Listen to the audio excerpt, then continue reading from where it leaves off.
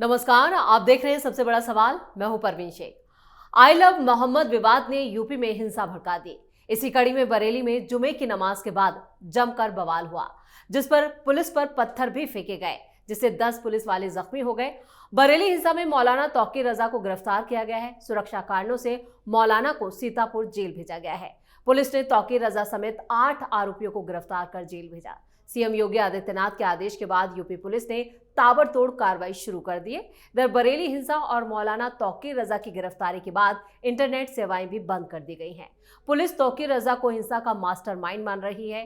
WhatsApp chats, social media post, हथियार, call details और CCTV footage के रूप में कई सबूत पुलिस के हाथ लगे हैं, जिसके आधार पर ताबड़तोड़ गिरफ्तारियां जारी हैं। ऐसे में सबसे बड़ा सवाल यह है कि जुबान पर आई लव और प्लान हिंसा का, क्यों मौलाना ने भड़काई हिंसा। इस पर चर्चा के लिए स्टूडियो मौजूद हैं कैपिटल टीवी के editor in chief doctor Manish Kumar. Sir, आपका बहुत बहुत स्वागत है। धन्यवाद। बरेली में जो हुआ वो मजहबी मामला या फिर साजिश? देखिए, मजहबी मामला तो किसी एंगल से नहीं है, क्योंकि इस तरह से पोस्टर बनाना, लव का साइन लगा करके मोहम्मद साहब का नाम लिखना, ना तो हदीस में है ना कुरान में है जी। और ये देखने से ही अन इस्लामिक लगता है, क्योंकि इस तरह की नारेबाजी भी वो वर्जित है। तो पहली चीज तो ये कि ये लोग वो काम कर रहे हैं जो कुरान और हदीस के दायरे से बाहर का है। कोई नमाज पढ़ रहा है, वो धार्मिक काम में, उसमें रोका जाए तो बात समझ में आता है। तो एक तो वो धार्मिक मामला है नहीं, ये सियासी मामला है और प्योर सियासी मामला है। और गलत समय पे गलत नंबर डायल कर दिया तौकीर रजा ने। पहले जो लोग नहीं जानते इस मौलाना के बारे में जी, उसको बताना ये जरूरी है। ये लिफाफा खोर मौलाना है। पैसे लेकर के मुसलमानों के वोट का सौदा करने वाला मौलाना है। 2009 में कांग्रेस पार्टी के साथ था, सोनिया गांधी से मिलके ये करके वो करके पैसे खा करके मुसलमान, कितने मुसलमान इसकी बात को सुनकर के वोट करते भगवान मालिक। लेकिन ये दलाली का काम जरूर करता है, पॉलिटिकल दलाल है ये। 2012 का चुनाव आया तो कांग्रेस पार्टी को छोड़ करके ये समाजवादी पार्टी के साथ खड़े हो गया। 2014 आया तो मायावती के पास आ गया, फिर उसके बाद अपनी पार्टी ही खोल दी, पार्टी ही खोल दिया। जेल डाला गया। ये तीसरी बार है जो जेल जा रहा है ये जी। पहले भी जा चुका। अभी तो एक केस चल रहा है 2010 के बरेली दंगे का, जिसमें ऑलरेडी हाईकोर्ट ने कह दिया कि ही इज द मास्टरमाइंड। लेकिन इस बार लगता है ये लम्मा सलाखों के पीछे गए हैं। अभी योगी जी है ना, योगी जी ने तो कह दिया कि इस तरह का आप क्या कर रहे हो, आप लोगों को भड़काने का कोशिश कर रहे हो कि मुझे गोली मार दो, मैं तो मोहम्मद साहब के लिए जान देने को तैयार हूं। क्या भड़काने की कोशिश कर रहे हो? इस आदमी को अपनी अहमियत का इल्म नहीं है। हिंदुस्तान में सबसे ज्यादा बरेलवी मुसलमान है, उसका सबसे बड़ा मौलाना है ये, उस गद्दी पे बैठा हुआ है। लेकिन जो बयान देते हैं वो विवादित हैं। अब तक का रिकॉर्ड है, जब भी बयान आया है वो जहरी। ये भड़काने वाला ये क्यों बयान दिया उसको समझ लीजिए, सीधा सिंपल। यूपी में भी कोई मुसलमान का नेता नहीं है, किसी भी पार्टी में कोई बड़ा मुस्लिम लीडर नहीं है जी। आजम खान बाहर आए, सोचा कि भाई आजम खान इससे पहले कि वो कि बीएसपी में जाए कि ओवैसी के साथ जाए, मुसलमानों को अपने साइड कर लो पहले। बात समझ में आ रहा है? ये सब आजम खान के रिलीज का इंपैक्ट है कि मुसलमानों के सबसे बड़े वोट के सौदागर हम हैं, ज्यादा माल खाएंगे ना जी। ये कंट्रोवर्सी। देखिए, बात बहुत ही सिंपल है। भाई क्या करेगा ये? मुझे एक चीज बताइए, क्या ये तौकीर रजा जैसा मौलाना और इस तरह के बदजुबानी करने वाले मौलाना कभी मुस्लिम बच्चों के एजुकेशन के लिए इस तरह की बातें करते हैं, लोगों को सड़कों पे लेकर के आते हैं? आज तक आपने देखा? बिल्कुल नहीं। क्या महिलाओं की नौकरी के लिए, बच्चों की नौकरी के लिए, कुछ रिजर्वेशन के लिए, कुछ उनके जीवन में मूलभूत परिवर्तन हो जाए, क्या उसके लिए ये लोग सामने आते हैं? नहीं। अपनी राजनीतिक शख्सियत, सियासी शख्सियत जो है उसको बढ़ाने के लिए बच्चों को तुम सड़कों पे उतार रहे हो, पत्थरबाजी करवा रहे हो, चुल्लू भर पानी कहीं डूब मरो उसमें जाकर। मैंने इतना नीचता वाला काम आप करोगे? खामखा बच्चे नप रहे हैं, मार खा रहे हैं, ये हो रहा है, सब कुछ हो रहा है, किस चीज के लिए? तुम्हें नेतागिरी चमकाना है अपना। लेकिन डॉक्टर साहब, बेवकूफ़ तो मुस्लिम समाज भी है ना, जो इस तरह के मौलानाओं की तकरीरों, इनके भाषणों, इनके ऐलानों से इतना इम्प्रेस हो जाते हैं। देखिए, इंप्रेस नहीं होते हैं, प्रभाव में तो प्रभाव। अब देखिए, मोहम्मद साहब का नाम ले लेगा, कौन सा मुसलमान इमोशनल नहीं होगा? आप इसकी जहनियत को तो समझिए। देख लिया इसने कि कब्रिस्तान के ऊपर, तो जामिया के ऊपर, तो अलीगढ़ के ऊपर, तो उर्दू के ऊपर, तो वक्फ के ऊपर लोग जो है तुम्हारे साथ नहीं आ रहे हैं, तो ये ब्रह्मास्त्र चल दिया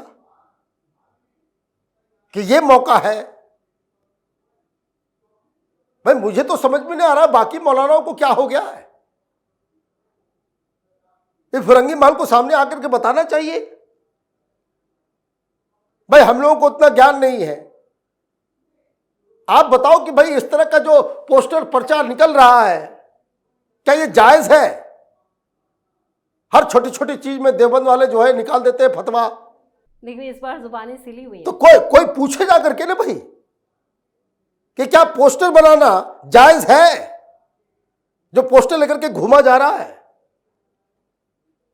जायज है, तो फिर उसके बाद दूसरे तरीके से उसको डील किया जाएगा।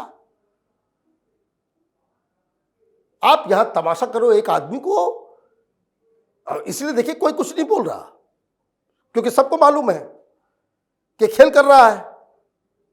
अभी यूपी का चुनाव होने वाला है, फिर माल खाएगा जी। ये जब भी चुनाव आता है, ये इस तरह के मौलाना जो है वो सुपर एक्टिव हो जाते हैं। तो ये जान जाएगी तो ये जाएगा। धमकी दे रहा था कल कि मुझे हाउस अरेस्ट कर लिया गया। अबे तुम कौन हो? क्या समझ रहे हो कि भाई तुमने एक कॉल दिया और सारे मुस्लिम जो है सामने आ जाएंगे? अभी क्या हो रहा है वहां और कैसे ये फंस गया है? पिस्तौल मिल रहे हैं, तमंचे मिल रहे हैं, व्हाट्सएप ग्रुप समझ में आ गया। व्हाट्सएप ग्रुप के ऊपर कब अटैक करना है, कैसे करना है, 5 दिन से प्लानिंग चल रही है। सीडीआर की जो डिटेल आई है वो भी कई, उससे भी कई जांच सारी जितने आजकल, देखिए समस्या क्या है, आजकल जो डिजिटल इम्प्रिंट है जी, डिजिटल जो एविडेंसेस है उसको आप नकार नहीं सकते। आपके फोन पे आया है तो आया है, आपने कोई मैसेज भेजा है तो भेजा है, और वो कोऑर्डिनेट हो रहा है कि भाई 5:30 बजे इकट्ठा होना, 5:30 बजे लोग इकट्ठा हो रहे हैं, इसका मतलब कि तुम करवा रहे हो। अब कोई यह आदमी बता दे कि बरेली के इस हिंसा में बरेली के बाहर के मुसलमान किसने बुलाए, किसने बुलाए, किसने पैसे दिए, कहां वो खाना पीना खा रहा था, कौन खाना पीना का व्यवस्था कर रहा था, उसके रहने की व्यवस्था किसने की, उनके ट्रांसपोर्टेशन का पैसा कौन दे रहा था?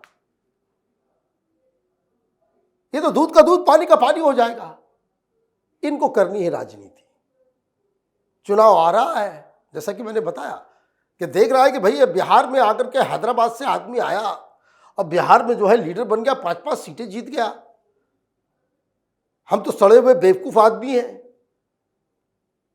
कि बरेली की गद्दी पे बैठे हुए भी है और हमसे एक मुखिया नहीं हम जितवा पाते हैं। चुनाव आता है तो चमचागिरी दलाली करनी पड़ती है।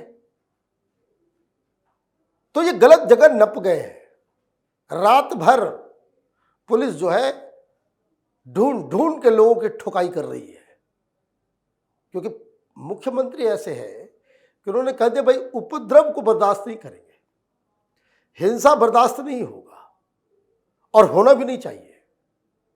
जैसे लेह में ठुकाई हुई वैसे बरेली में चल रही है, वैसे जो है गुजरात में चल रहा है। आपको जो करना है कीजिए, आपको जो बोलना है, जैसे जो करना है आप कीजिए। एक, किसी की भावनाओं को आप मत भड़काइए। दूसरा, गलती से भी हिंसा में शामिल मत होइए। हिंसा में शामिल होइएगा तो फिर कार्रवाई पूरी तरीके से होगी। यहाँ कोई अखिलेश यादव थोड़ी बैठा हुआ है जो आपको बचा लेगा। यहाँ कोई यूपी की सरकार तो नहीं चल रही है देश के अंदर, कोई आपको बचा लेगा। हाँ, कि जैसे दंगा हो गया शामली के अंदर, मुजफ्फरनगर के अंदर, तो साफ हिदायत दे दी गई, भाई मुसलमानों के खिलाफ कोई एफआईआर नहीं होगा, है ना, कोई एफआईआर नहीं होगा।